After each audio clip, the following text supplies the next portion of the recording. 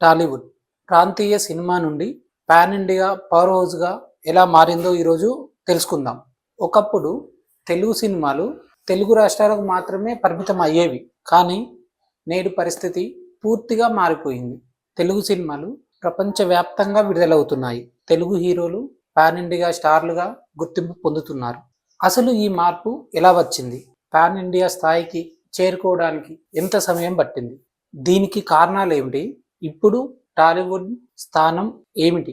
భవిష్యత్తు ఎలా ఉండబోతుందో ఈ వీడియోలో తెలుసుకుందాం. టాలీవుడ్ గతం 1950 నుండి 2000 వరకు తెలుగు సినిమా చరిత్ర దాదాపు 90 ఏళ్లకు పైగా ఉంది. మొదట్లో తెలుగు సినిమాలు జానపద కథలు, పౌరాణికాలు, కుటుంబ కథల చుట్టూ తిరిగేవి. ఎన్టీ రామారావు, అక్కినేని నాగేశ్వరరావు వంటి వాళ్ళు తెలుగు సినిమాకి బలమైన పునాదులు వేశారు. ఆ రోజుల్లో తెలుగు సినిమాలకి తెలుగు రాష్ట్రాల అవతల మార్కెట్ అంతగా ఉండేది కాదు. హిందీ సినిమాలు మాత్రమే దేశవ్యాప్తంగా ఆధిపత్యం చెలాయించేవి. 2000 సంవత్సరం నుండి 2015 సంవత్సరం వరకు మార్పు మొదలైంది. 2000 సంవత్సరం తర్వాత టాలీవుడ్లో టెక్నాలజీ వినియోగం అనేది పెరిగింది. చిరంజీవి, మహేష్ బాబు, పవన్ కళ్యాణ్, జూనియర్ ఎన్టీఆర్, ప్రభాస్ వంటి హీరోలు భారీ ఫ్యాన్ బేస్ ని నిర్మించుకున్నారు. అయితే ఈ కాలంలో తెలుగు సినిమాలు తెలుగు ప్రజలను, అభిమానులను దృష్టిలో పెట్టుకొని మాత్రమే చిత్రీకరించేవారు. ఆ తర్వాత వచ్చిన అసలు టర్నింగ్ పాయింట్ అనేది బాహుబలి. 2015లో విడుదలైన Baahubali the beginning Bharatiya cinema చరిత్రను ఒక్కసారిగా మార్చేసింది.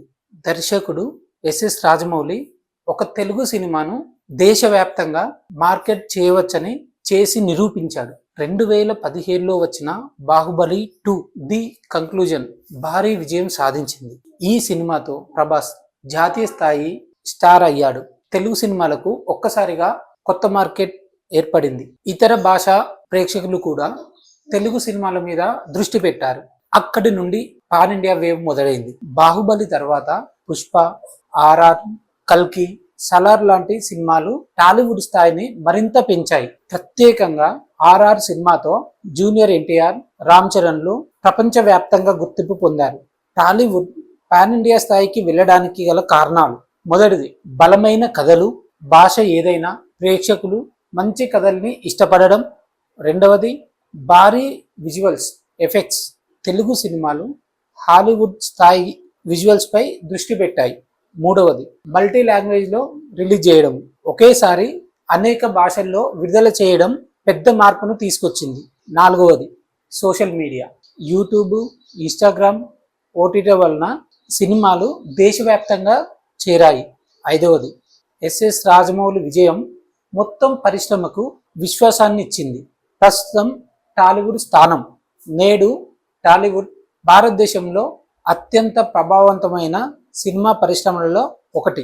పెద్ద బడ్జెట్లు, విఎఫ్ఎక్స్, గ్లోబల్ రిలీజులు, ఓటీటీ మార్కెట్లో తెలుగు సినిమాలు కీలక స్థానంలో ఉన్నాయి. తెలుగు హీరోలు ఇప్పుడు కేవలం ప్రాంతీయ స్టార్లు కాదు, జాతీయ స్థాయి బ్రాండ్లు.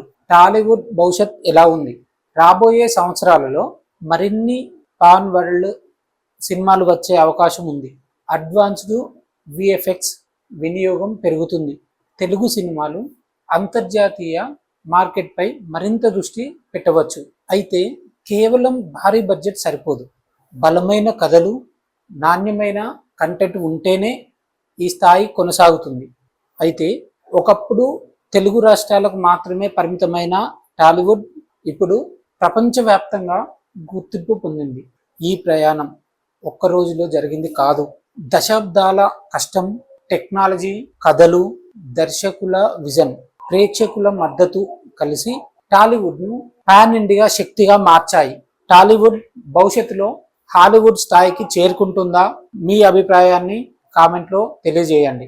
ఇలాంటి మరెన్నో ఇన్ఫర్మేషన్ వీడియోస్ కోసం సూర్య టాక్స్ ఇన్ తెలుగుని సబ్స్క్రైబ్ చేసుకోండి.